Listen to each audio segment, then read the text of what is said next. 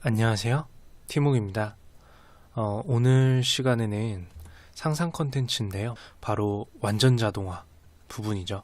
이제 로봇이라기보단 사실 이제 기계팔이더라도 인공지능이 지배하기 시작하면서 사람이 하는 일을 상당히 많은 부분 대체한다는 이야기입니다.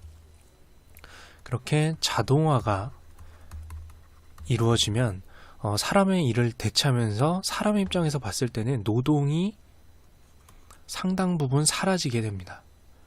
그렇게 되면 어떻게 될까요?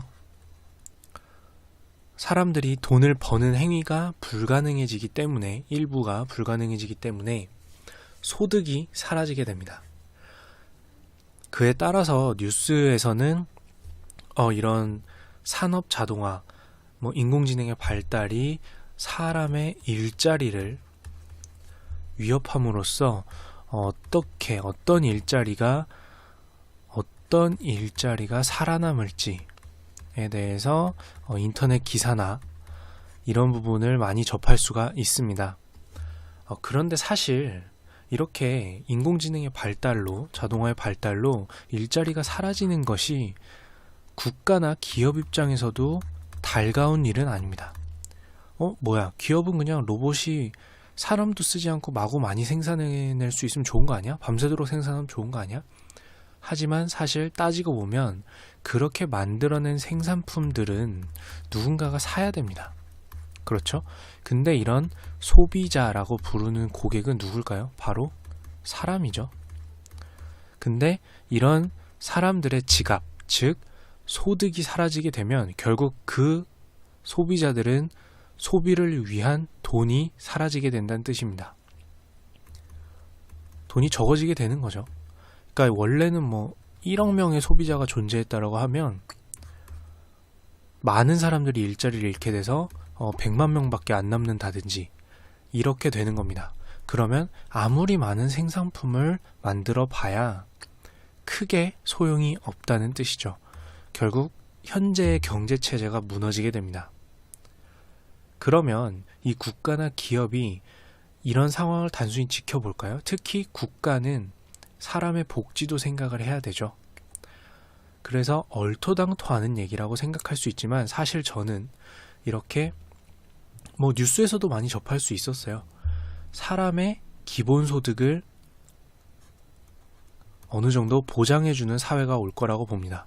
사실 자본주의 사회에서는 복지라는 부분을 너무 과도하게 잡는 것을 안 좋게 봤었지만 앞으로는 이 복지를 상당 수준 올려줄 수밖에 없습니다. 왜냐하면 아까 말한 것처럼 사람들의 기본소득, 즉 일정 부분 생활비 플러스 알파를 챙겨주지 않으면 기업이 아무리 생산품을 만들어낸다고 한들 사람들이 소비할 수가 없게 돼서 경제체제가 무너지게 되기 때문이죠.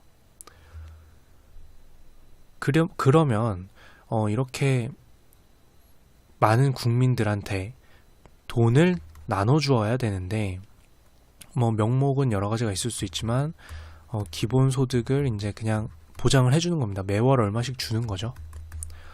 얼마씩 주는데 그럼 이 재원이라고 하죠. 이 복지금의 재원은 정부가 어디서부터 가져올 수 있을까라고 생각을 해보면 근데 최근 유럽에서는 실질적인 움직임을 보였습니다. 바로 로봇, 자동화 기계에는 추가적인 세금을 걷는다는 거죠. 화살표가 좀 꺾였네요. 예. 거기서 사용하고 있는 자동화 로봇을 등록하고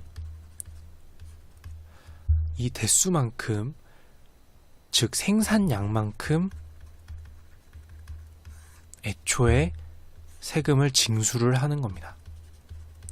그러면 이거를 재원으로 정부가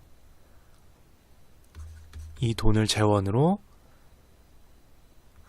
아까 말씀드렸다시피 로봇 때문에 일자리를 잃게 되고 줄어든 일자리에 대해서 다시 국민들이 소비자가 될 수 있도록 사람들에게 기본소득을 챙겨주게 되는 거죠. 아마 이런 형태의 구조가 되지 않을까 생각되고 있습니다. 사실 로봇한테 세금을 물린다라는 제목만 보고 얼토당토않다고 생각할 수 있는데, 이런 재정적인 면으로 봤을 때 상당히 현실 가능성이 있지 않을까라고 생각이 되고 있습니다. 물론 제 생각입니다. 최소한 이것과 비슷한 구조로 다른 부분이 필요하지 않을까 생각하고 있고요. 그리고 추가적으로 한 가지 더 생각을 해봤을 때, 과연 모든 생산물들을 기계가 자동화해서 생산을 한다고 해서, 그러면 보통의 사람들, 그러니까 특수한 어떤 일자리를 가지고 있는 사람들 말고 이런 기본적인 생산 분야에 있어서 또는 서비스 분야에 있어서 종사를 했었어야 했던 이 사람들은 과연 그냥 집에서 기본소득만 받고 지내게 될까? 어떠한 이 사람들 사이에서는 차별화된 어떤 경제활동이 불가능할까? 라고 생각해 봤을 때 사실 자동화는 또 이 사람들한테 영향을 미칠 거라고 생각합니다. 바로 여기 쓰인 것처럼 장인의 재등장인데요. 물론 수요 위주의 온디맨드 사회라고 해서 자동화된 기계가 상당 부분 모든 사람들에 맞춘 커스터마이즈된 상품을 제작은 하겠지만, 결국에는 한 사람이 한 사람에 대응해서 만드는 상품과는 차이가 있을 거라고 생각을 합니다.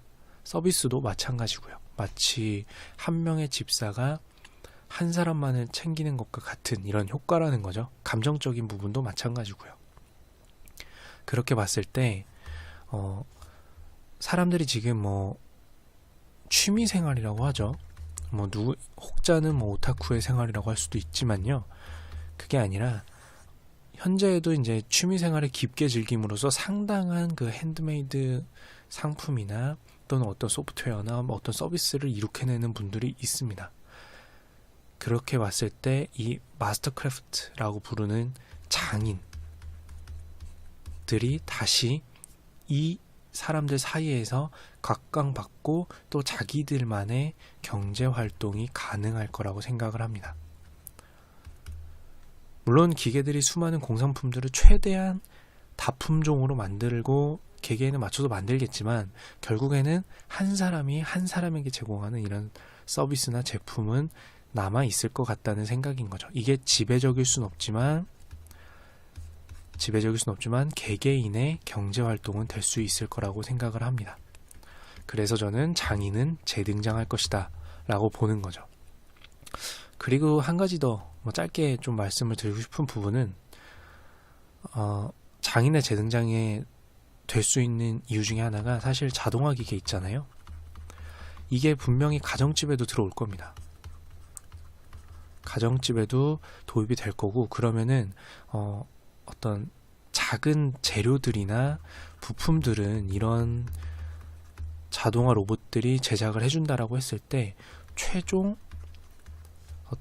생산품, 공장에서 찍어내는 게 아니라 사람이 마지막으로 손을 들이는 최종 생산품을 오히려 더 쉽게, 이런 가정집의 자동화 기계 때문에 사람이 최종 손을 대면서 사람이 만든 핸드메이드 생산품은 좀 더 빠르고 쉽게 나올 수 있는 상황이 오히려 될 것 같다는 생각도 듭니다.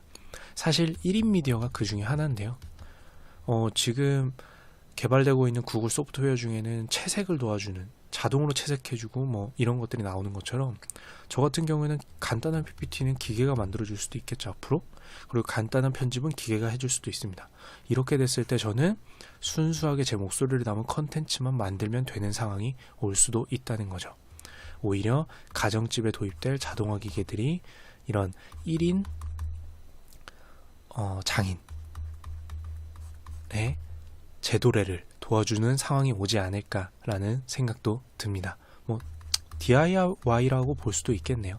자, 그러면 이런 공유경제뿐만 아니라 DIY 같은 산업도 충분히 관심을 가져볼 수 있지 않을까 싶습니다. 이상 티묵이었습니다.